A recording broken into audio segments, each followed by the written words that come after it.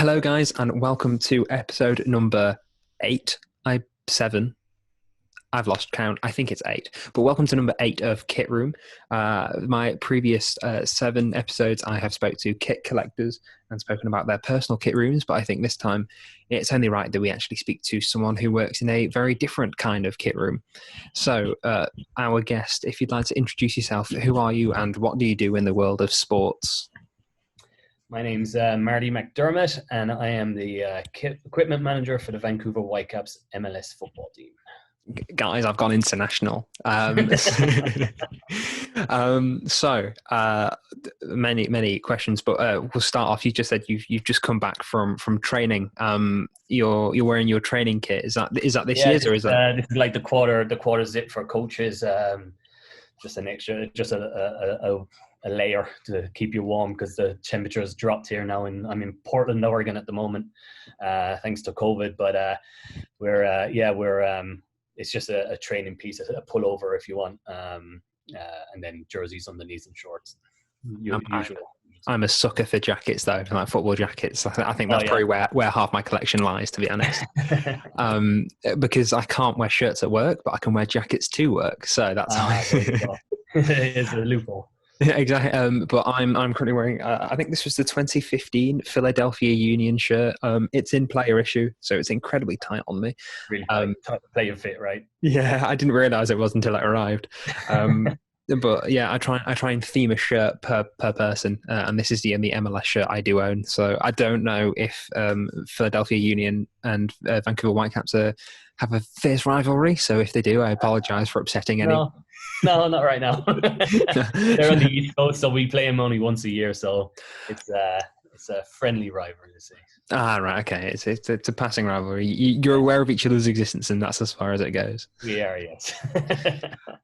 So before jumping into the your kit room and your job, which I'm sure many people will be interested to know about, myself included, because I know very little about the role. Let's find out more about yourself. So, how did you get into this job of being the Whitecaps kit person? I mean, it was. I came to Canada originally in 2011. I was working in Ireland. I was actually working as a Sky satellite installer, and then I had. Thought you looked familiar. Yeah, so I was doing that for a while, and also working for Aer Lingus, kind of doing the two jobs. And the recession hit around 2010, 2011, and things took a bit of a downturn. And to be honest, I got a work permit to come to Canada, and just came. Didn't have any jobs lined up or anything like that, but I ended up working in a bike rental store in Vancouver, and then I was just looking for some extra work, and a posting came up from the Whitecaps to work in the stadium transition. So our stadium, we share our stadium with a Canadian football team, which is the CFL, which is the Canadian version of American football, if you want. And so we share the stadium. So between games, there's different way you set up the stadium with the seatings and what have you. So Yeah. I was working with them part-time part-time. Got to know a few people around the club, and then the head equipment manager at the time asked if I'd be interested to work with the academy full-time, and for me it was a no-brainer. To work with it in a pro club is just, it's an opportunity you don't really get much, especially on the team side. And then from there, I kind of just kept working through the academy, all the academy age groups. We had a girls team at the time as well I was working with. Then we had a reserve team that played in the second division of US soccer in the USL. Spent 2 years with them, 3 years. And then for the last 3 years, I've been with the first team, 1 year as an assistant, and the last 2 seasons as the main guy. Yeah, the main guy. Yeah. So did you grow up in Ireland then? Yeah, I'm born and raised in Ireland. I spent some time in England. I actually some schooling in England. I did GCSEs in England, in Wakefield, Okay. just outside of Leeds, and then and then went back home afterwards, back home to Ireland to set up Sky around the west of Ireland, and then like I said, it was just kind of the work permit was easy to get for Canada, and then I just came. It was either Canada or Australia, so I think I picked the right place. Varying locations there, but I'm furthest away from Ireland as I could get at the time. So I'm trying to bite my tongue, but I'm gonna have to say it, as I'm sure most English people do say to Irish people. But I've got family in Ireland. Oh, I've never heard that. Have you not? It's very rare. I was gonna say, yeah. Coincidentally, all in Dublin as well. We all have our crosses to bear, don't we? Yeah, less said the better. So your upbringing with regards to sport, obviously Ireland has there's a professional league for soccer. I'll call it soccer for the sake of this episode. And also there is football as well, which is Gaelic football, am I saying? Gaelic football and hurling, yeah. And then obviously rugby as well. So what was your upbringing with regards to sport? Was the one that you preferred? Was the one you were better at? Yeah, I mean, I was always I always loved Gaelic football. Played it all my life. Where I'm from, it's Gaelic football is the number one sport, without a shadow of a doubt. Football was soccer was just I played it, I enjoyed it, I loved it. I grew up supporting Arsenal. I played. It was recreational. I was loved playing it with the friends in local leagues and stuff like that. But as in terms of playing ability or anything like that, like nowhere near even thinking about being a professional. I just loved it like any other person. Just watched it whenever I could. Played a little bit, but in terms of growing where we grew up, it was predominantly Gaelic football. Is what was the main sport I played. So you say you supported Arsenal. Obviously, I don't know your age, and I'm not going to be insulting saying I'm going to guess it. Okay, but Arsenal were, and they had a variant success. It was very early on in my lifetime. So, but I imagine you saw some successful times for Arsenal. Yeah. So I'm actually one of my first memories was the Anfield game. The midweek Anfield game when they won 2-0. They won the league at Anfield. That was one of my first kind of memories of actually watching football and kind of taking interest in it and understanding what was going on, and then the excitement built from then. And obviously I was an Arsenal fan ever since that moment. And then to go out throughout the 90s when Wenger came in and the success he had with Vieira and Petit, Overmars, like just phenomenal. It was like growing up watching him. It was good. It was tough now the 2000s, hopefully Arteta is going to turn it around and get him firing again.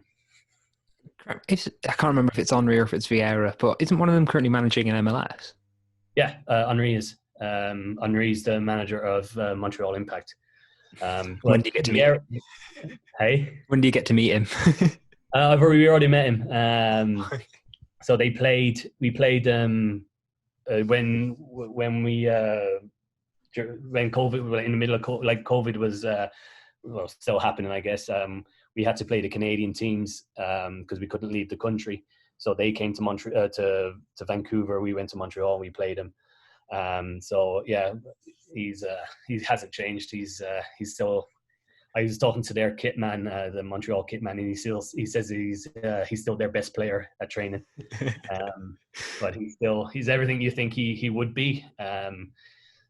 Even down his mannerisms on the field, on the sideline, and I was fortunate enough to speak to him for a little bit after the game, which was pretty cool. I told him I didn't forgive him for Paris for the handball incident, and he took it lightly, which was good. It could have been a very quick way to get a P45. I just remember Vieira was New York City, wasn't he? And then Vieira was at New York City. I think that was his first, maybe his first head coach job. I'm not sure, but he was here for a few years as well. Yeah, and then I don't even know where he is now. Last I knew, I think he was at Nice, but if he's still Yeah, there, I'm not too sure. yeah, I'm not sure. Yeah, I'm not sure. No, just gone. But I had to quickly Google while you were talking, in terms of like your timeline with Vancouver Whitecaps, because I'm sure if I don't mention this, I will probably be kicked by someone. But did you have any form of interaction or work with or supply kits for Alphonso Davies? Yeah, I did. Yeah. Yeah. Alfonso, I actually picked him up from the airport when he first joined the club as a kid for the academy. I picked him up and maybe three others in a people carrier van. It was it was an interesting time, but yeah, I saw him the first day, and then the day he left through the club, and the kid never changed one bit in terms of personality. He's a good kid. He's a great kid, and yeah, he's definitely deserves what he's getting right now. He's top player, top boy as well. Yeah, he's Very proud of him here.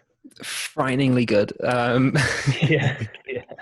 But even when I remember there was we had like a friendly game for when he first joined for the U16s. We had a friendly game, and we were playing a local team, and he just looked out of sorts. Like he just like couldn't handle it. Like, and he came off the field, and he was just shocked because he was used to bossing everything in his local leagues in Edmonton, but he was like he was shell shocked. He couldn't believe the standard of how different it was. And then once he kind of a few training sessions, a couple of more friendly games, and then once we got into league play at the academy level, he was just went like that. Like the better players he was with, the better he got.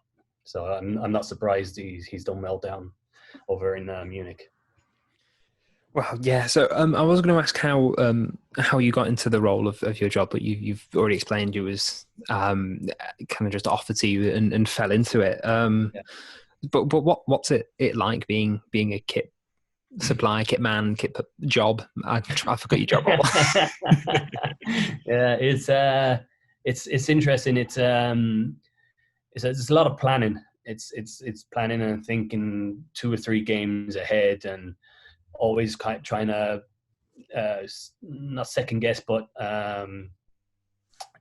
just kind of be a step ahead of players and their needs and coaches, and the most important thing is quickly finding out what each player and coach prefers on game day in terms of like a particular sock or like Under Armour shorts or whatever like that. You just, as soon as you can get that nailed down, it make your life a lot easier. And again, a lot of planning, packing, traveling, especially this year.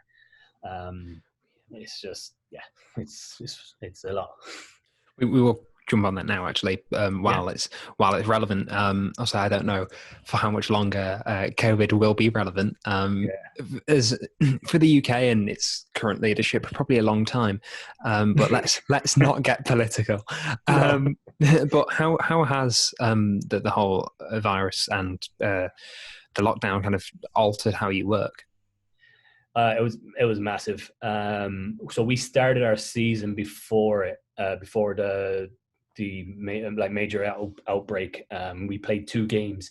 We played a home game, an away game at Galaxy, and then leading up to the weekend game was against Colorado. There was rumors, that the league was going to shut down for a week just to kind of see where we're going, and that 1 week turned into 2 months, 3 months nearly. And so the whole league was suspended after 2 games, and then we went to Orlando for the MLS's back tournament, where we played kind of like a World Cup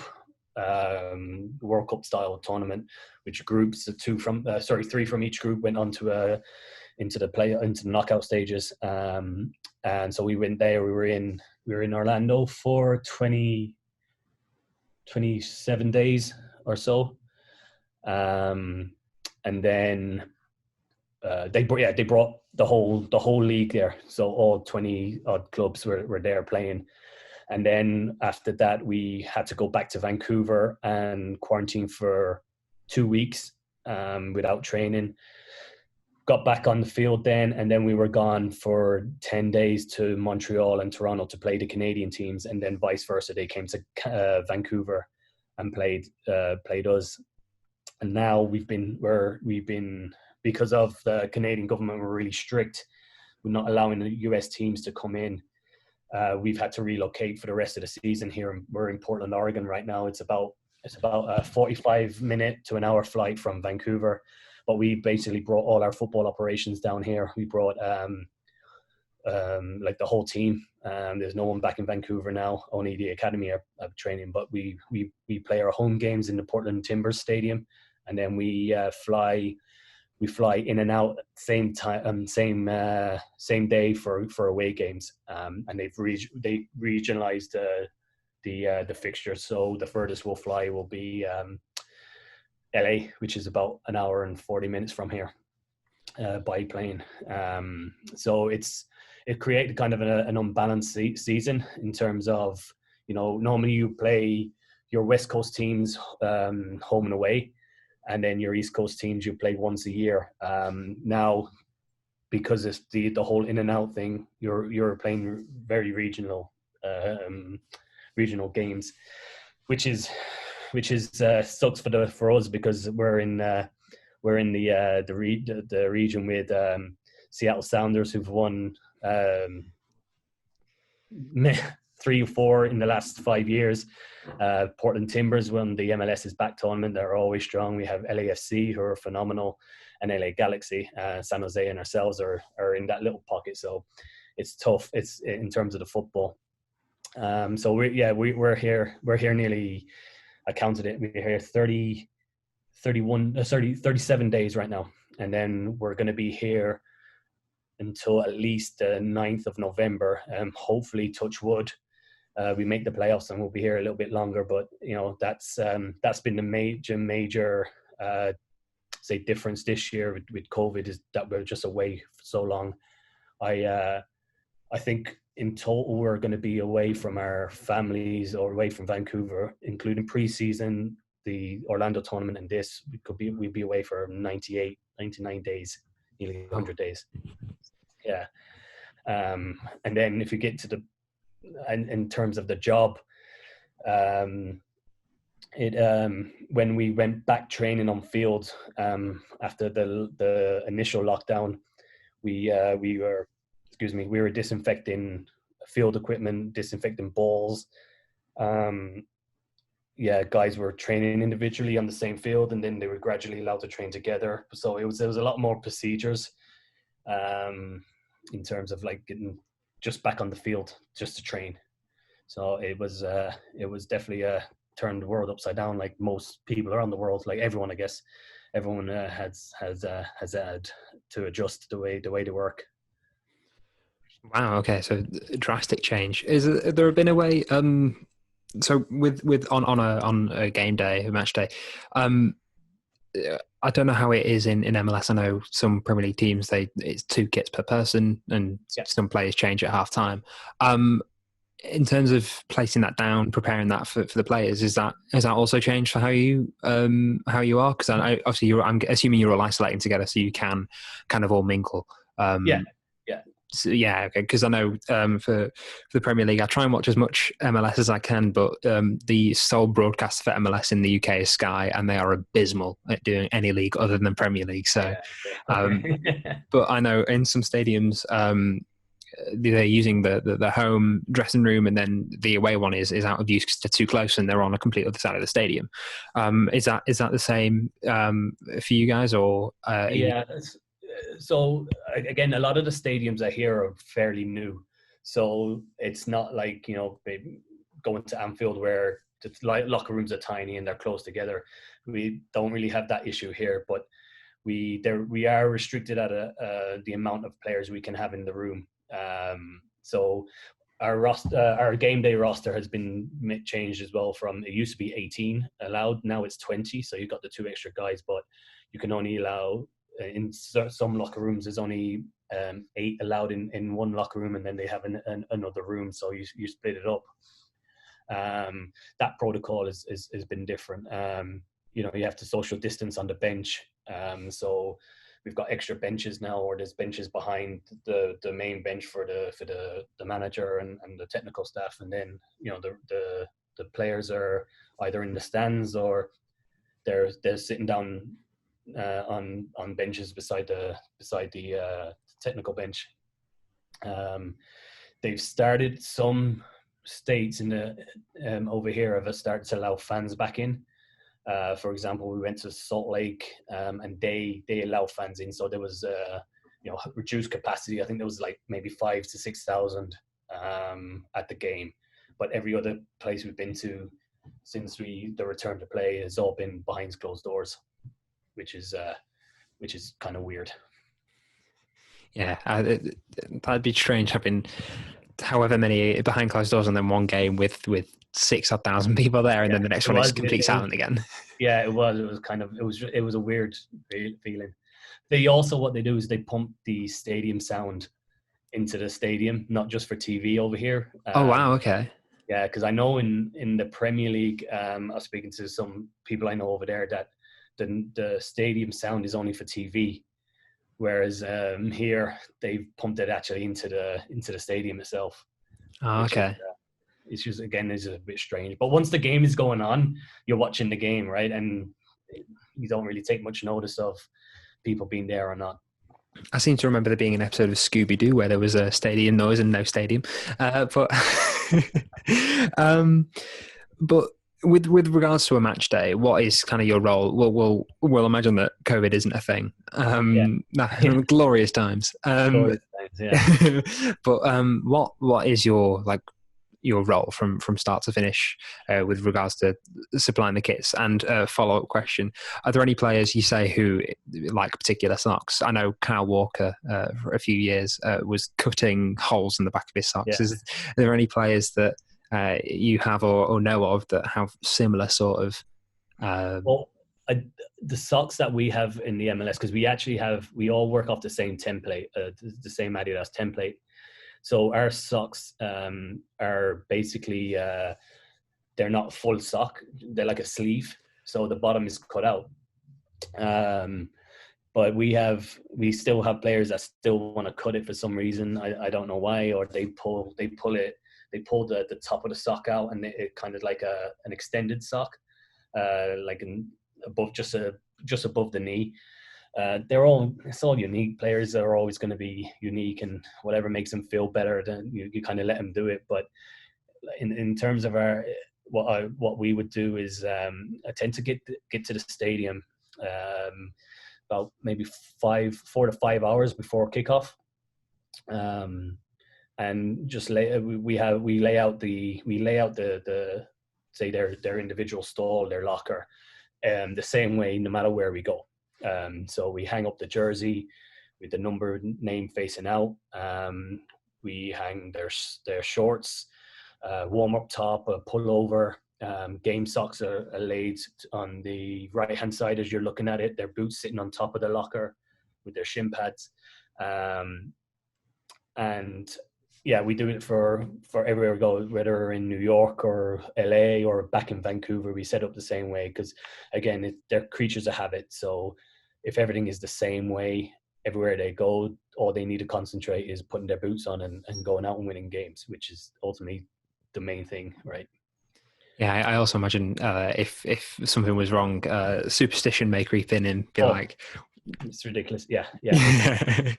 One little thing, and even even if they want like a particular kind of a sock or some underwear or whatever, and you don't have it, they look at you like you've 10 heads. It's like, why didn't you bring it, or why don't you have it? And you're like, you've got 50 bags behind you and you're trying to load a bus or load a plane, and they just they're creatures of habit and very superstitious. But if by chance any players are watching this, you're all lovely guys, and thank you very much for watching. I tell him. I think we're also, I know, like, another part of like our job is it's, and what I love about it is we get to have a bit of crack with the boys. We're kind of that in between. the coaching staff and the playing staff. In my experience, anyway, I don't know if it's different in other clubs, but you get to build the relationships with the players and the coaches, and it's fun. It's I'm not gonna lie, it's a fun job. It's kept me from having to grow up and get a real job. I get to wear shorts and t-shirt at work every day and talk about football and kick a ball around, and that's my job. And it's a pretty it's a amazing feeling, to be honest, some days. I did want to ask because I'm a Manchester City fan, Okay. so a slight laugh there. No, No, do you know what it is? It is because I'm playing Football Manager right now, and I'm Man City, and I'm getting stick from all the boys here because I'm Man City, and I was like, well, no, I didn't start that way. I started at a Premier League club in Ireland, and then I moved my way up. So just give me a break. I do have a season ticket, but my wallet's in there, so I could have shown it, but oh well. But so looking at the City socials, for the past few years, we had the famous Kitman Chappie, who I don't know if he lives on in Kitman folklore, but he was nuts. And then now we have his apprentice. I can't remember his name. I want to say Brian, but I think that's just because it's a generic name. Yeah. But they seem like they are just from seeing on the player socials and videos that go viral after humble brag, but after we've won another trophy, but in the dressing room of Wembley, it's always the kit man who seems to be the drunkest first, the loudest first, and so I think when we won the Carabao Cup in March, I think it was like 5 minutes after the full-time whistle, there was videos and pictures coming up on the players' socials of the kit man in just his pants with a bottle of champagne going absolutely crazy. So it seems like a great fun. Is yours a bit more professional? Yeah, I don't think the lads would want to see me in my underwear rolling on.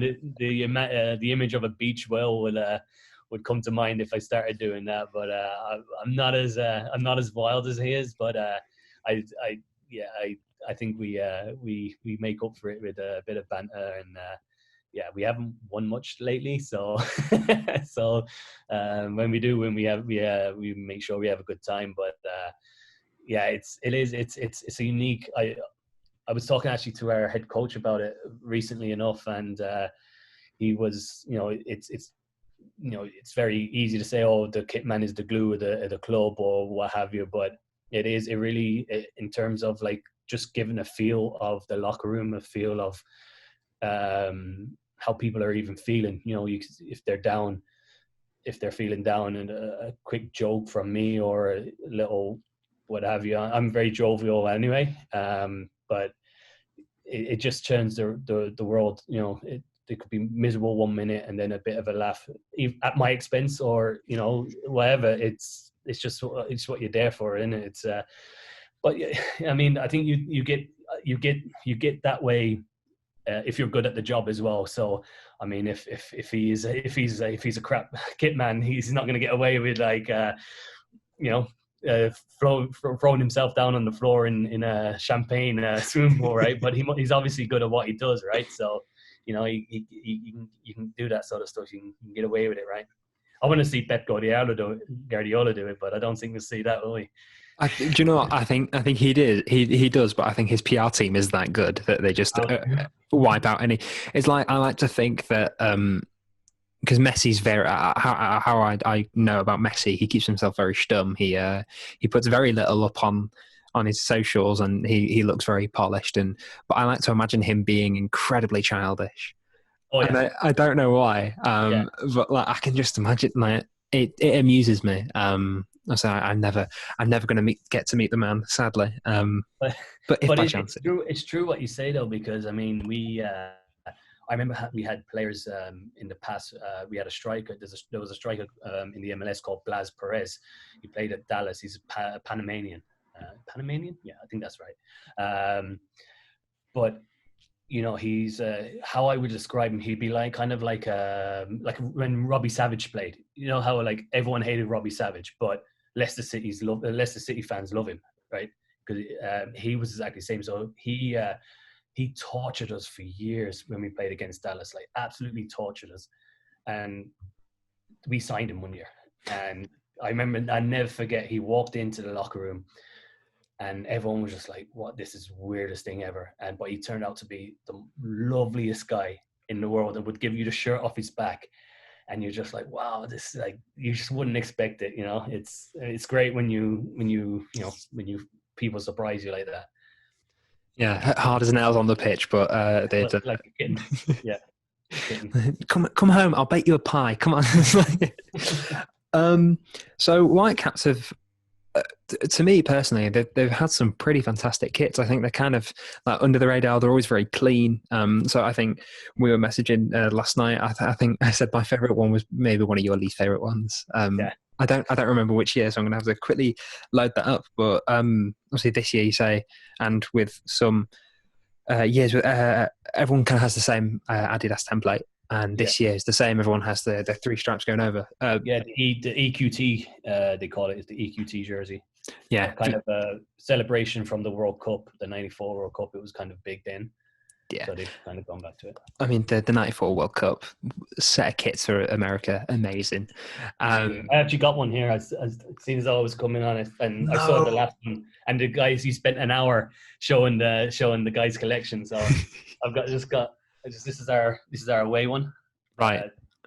And we call it it's the wave jersey, because I don't know if you can see it, but there's kind of a wave pattern in the jersey. Yeah, you can just make that out. Yeah, and then obviously we got the cresting on the back, which is new for this year as well. The new MLS cresting.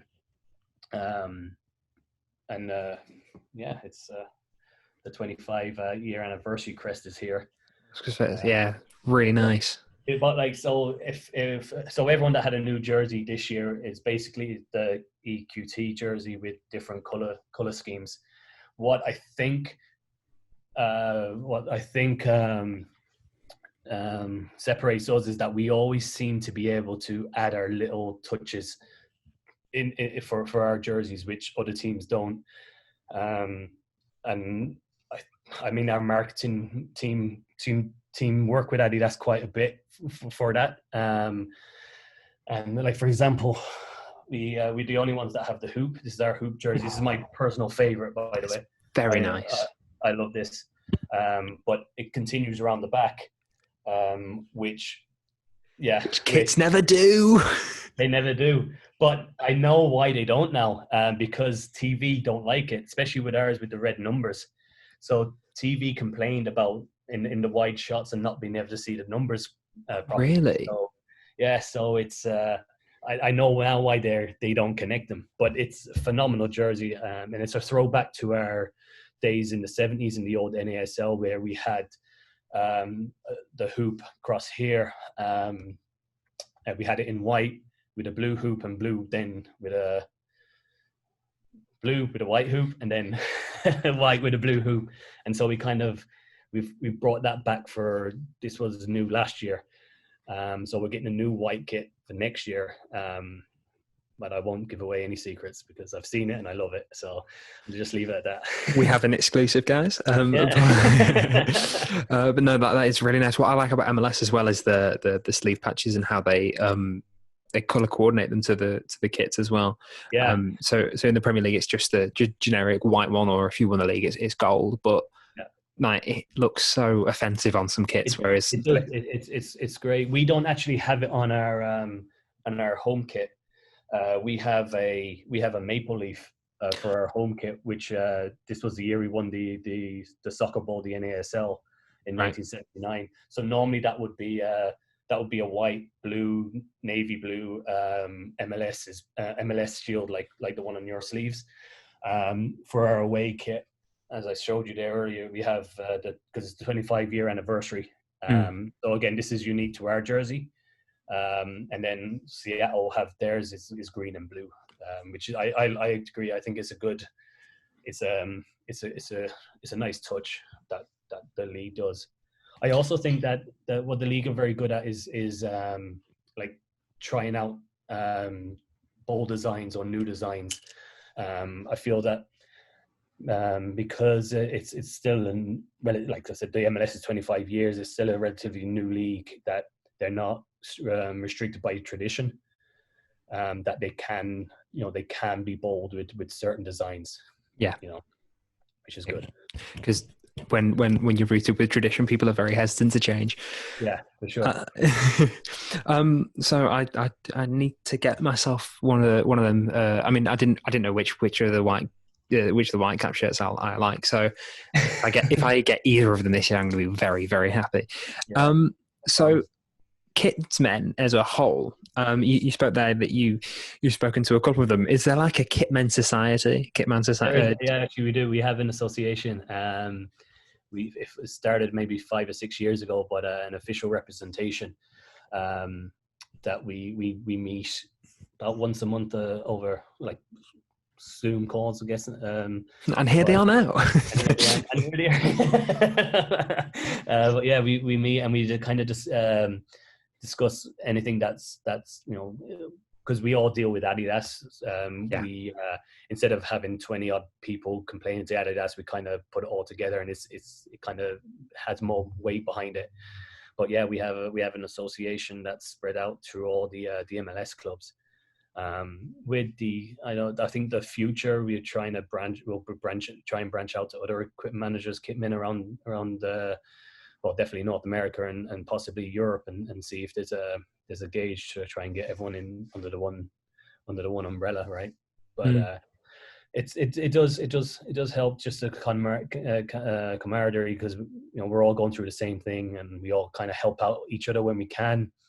For example, we signed a new goalkeeper a few weeks ago, and he likes to wear medium shorts, and I didn't have any.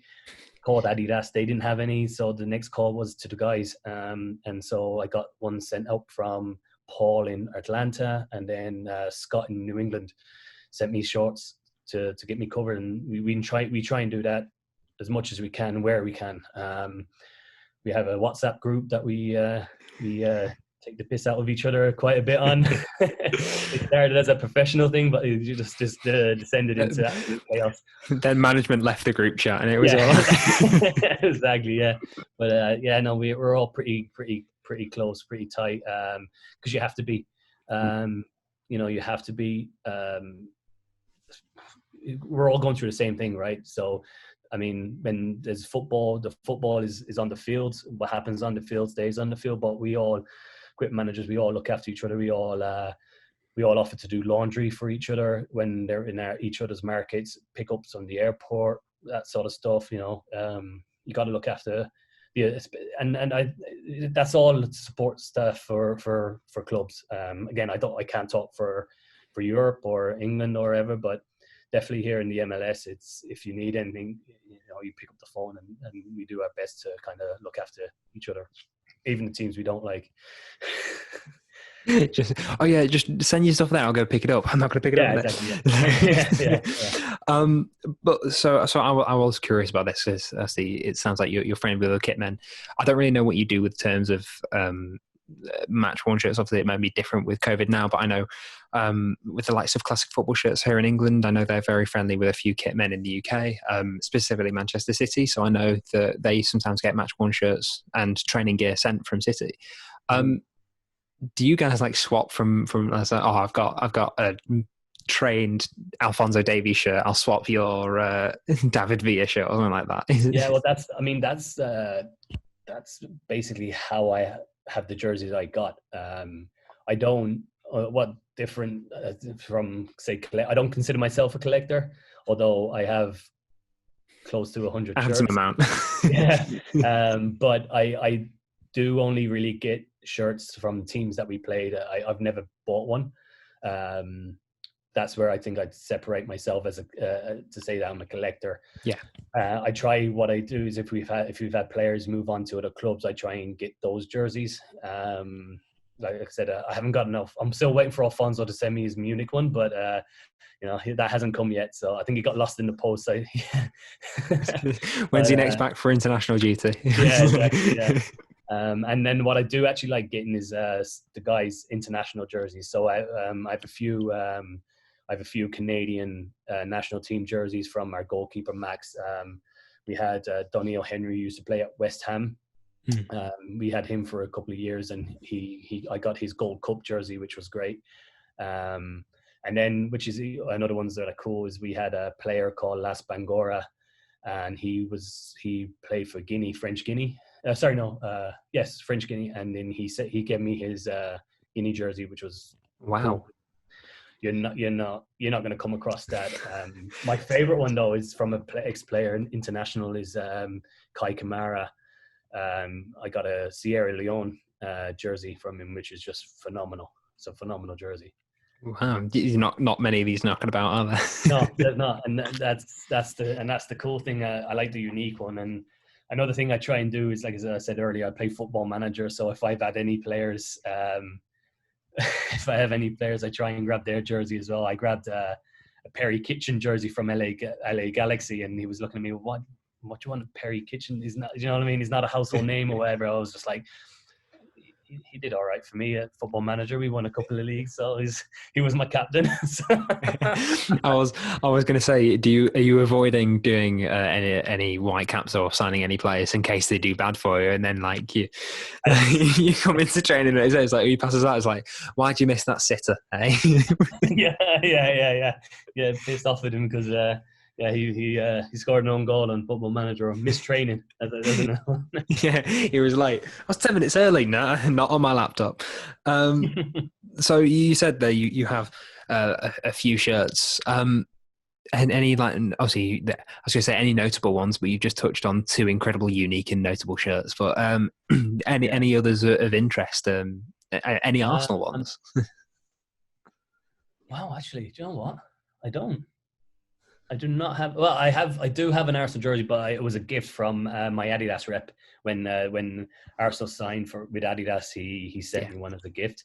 But I don't actually have any player worn jerseys. I don't actually. That's funny. I do have a Jonathan Walters Irish jersey, which a friend of mine, a youth coach who was with us, he's moved on to another club now, but he brought back from Ireland for me. He was doing his coaching license with the FAI, and he got me a Walters jersey, which is pretty hanging above my in my office, which is pretty cool. But again, it's like I said, it's ex-players. What I do like, because I worked when I worked in the with the reserve team in the USL League. I did get a lot of their jerseys, which I love. I think the lower league jerseys in the United States are phenomenal. There's a team, Forward Madison. I don't know if you've come across any of their stuff. Their drip kit phenomenal. From this season with Hummel. It's just phenomenal. Yeah. Again, the whole thing is they're not really tied. They're a new team, so they're not really tied with tradition. So they can go out and do mad things. And the difference with the low leagues as well is they're not signed with Adidas. There's a lot of random kit companies, and they can just do some wild stuff. And so I've got Didier Drogba's jersey from the USL team, Phoenix Rising. Yeah. Phoenix Rising they're called. Sacramento Republic is another favorite of mine. They've got a sash down the middle of it. It's proper nice. I like it. I know in terms of shirt Twitter, Providence City are very, very popular. Providence City, really? I haven't seen them. The kits are very unique, left of field. Very. I don't want to say punk because that sounds quite. It's probably the best way I'd describe it, but it's a horrific way of describing it. Okay. But I will send you a few, and I'll do an editing job, and I'll actually chuck up a few on the screen. So, all right, if anyone's listening, they can see. But yeah, they're very trendy kits. I've just had a quick Google as well, because we were on about Arsenal and MLS. Obviously, Bakary Sagna was just there, but he was released at the start of the year. Yeah, he was in Montreal. Yeah. That's my MLS knowledge is lacking. I like to say I know a bit, but I really don't. It's true though. I mean, I've been in the club nearly 10 years now, and I've seen the MLS grow. When I first got here, it was the standard, like there was such a big difference in terms of you know, the top players, say from Europe, come in, and then say the average or bottom players from the MLS. But now the gap is getting smaller, and that's the league has really gone into a different direction in terms of the, say, Gerrard or Lampard, when they came here, wasn't really great. They were just a little bit too old.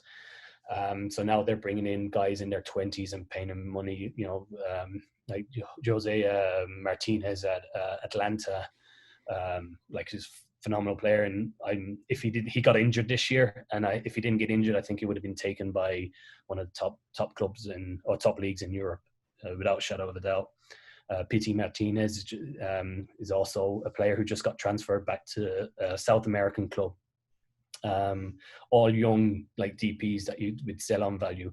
So I think the days of your aging European stars is slowly going. With that, we did have Zlatan, but Zlatan is Zlatan. So he's just there's an aura about that guy. He's phenomenal. Yeah. But I was going to say there was like an era of players. I don't want to say phoning it in, but they were coming there, and it was kind of like, to see their career out, like your Lampard, your Gerrard. I know a lot of New York City fans don't like Pirlo anymore. I know, yeah. But I feel like he played a BC Place at our stadium, and like he was phenomenal. Like, he didn't move, but he was just, whenever he got the ball at his feet, it was ridiculous. It was just phenomenal, absolutely phenomenal. Yeah, but as you say, a lot of it is changing. I know a lot of Southern American players are coming up, and then also some are transferring to Europe. You've got Miguel Almiron from, was he from Atalanta as well? Atlanta, yeah. So when Atlanta came in the league, they're owned by Arthur Blank, who owns the football team, the Falcons, as well. Right. And I think he really was, the catalyst, because for the owners, I think what he started looking at it as, players as commodities that he can bring in for relatively cheap and then sell for a big profit, which I think wasn't really a frame of mind for the owners at the time. But they're slowly doing it a lot now.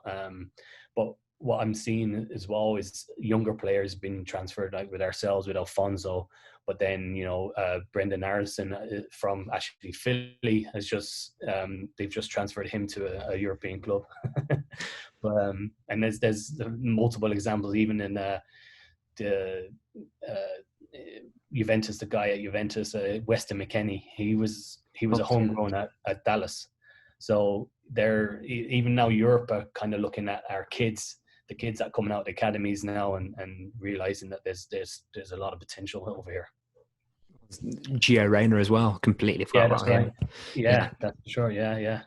Well, his dad is still involved in the City Group team, right? He is, yeah. Oh no, actually, no, he's left. He left. Oh, is he? I think he's going. I think he went to Austin or another one of the new franchises that are coming in next year. Right. But yeah, he's gone as a technical director to that club now. Right, because I know he was very pivotal in setting up NYCFC. Yeah, he was. Yeah, I remember watching him as a child. Anyway, I'm all out of questions. But my final one is: can I have a job? No. No. So it sounds like getting on okay for the rest of the season. I hope that I will see them on Sky more, and best of luck for the rest of the season. And I hope that COVID restrictions soon lighten and the league can go back to normal as soon as possible. Hopefully for everyone as well, we can get back to it. Yeah. My last question, I keep forgetting this. I want to do this more. But obviously, we know through COVID, industries have been hit drastically. I know. Obviously, I don't know much about the US or Canadian scene, but in England, it's not fantastic. When I was going to get political again, then I won't. But I work in the hospitality industry, so I know how hard that has been hit. But one that has been hit drastically, that won't see a great introduction back again soon, is the arts. So what I want is for my guest to recommend an artist, a song, an album that people should go check out. And try and drive some publicity towards them. I'm a bit of a fan of Canadian music, actually. So Half Moon Run, Aidan Knight, and Dan Mangan. I have had them three on loop for the last week, and I don't know why. Yeah, they're amazing. I've seen Half Moon Run a couple of times, actually. I didn't get to see them last time they were here because I couldn't get it off work, but all right. very good. But yeah, if you can, I know I've put you on the spot, so you don't have to if you don't want to. Wow. You know what? I've actually I have playing in the room and I've been working is Smashing Pumpkins, Melancholy and the Infinite Sadness. That's a good album to check out. It comes in, it's 2 parts as well. Okay. But it's I've that's been playing recently on my playlist for some, I don't know why. I think, it was on. I had a random playlist on, and then one song came on, and I was like, oh yeah, this is good. I remember this as a kid, and then I just clicked play this and then play the album, and it's just been on since. And it's called Smashing Pumpkins. Yeah, Sadness. And we are recording this a little over a week before Halloween, so it's a very relevant name. That was on purpose, wasn't it? No. But thank you very much for joining me. If you wish to find Marty on Twitter, I will put his description, his link, his account. I know words. I'll put his link in the top link in the description. So go drop him a follow and give him some love. Thank you very much for joining me on this episode of Kit Room. It's been great. I've learned a lot more about your job, and you know very little about me, and we'll keep it that way. But thank you very much. Yeah, thank you. Yes, so guys, if you're watching on YouTube, please like, subscribe, and all that good stuff. And if you're listening on podcast platforms, then thank you. Subscribe on your platform of choice. It should be on there somewhere. But yes, thank you very much, and goodbye. Actually, before I forget, not goodbye. We've got some. I forget. The club have asked me to let everyone know that we got 50% off on our jerseys right now on the club website. Which you put a link in here somewhere. I'm going on the website now. Yeah. Just check it. Will that be because obviously this is going out on the 7th? Yeah. Will it still be half price? Yeah. Pretty sure. Yeah. Okay. I'll have a word. well, I hope so. If not, let me know and I'll put this one out next week instead. But yeah, thank you very much. I'm going to quickly end that recording. Is that stopped? It's still going. Still going. I've pressed stop.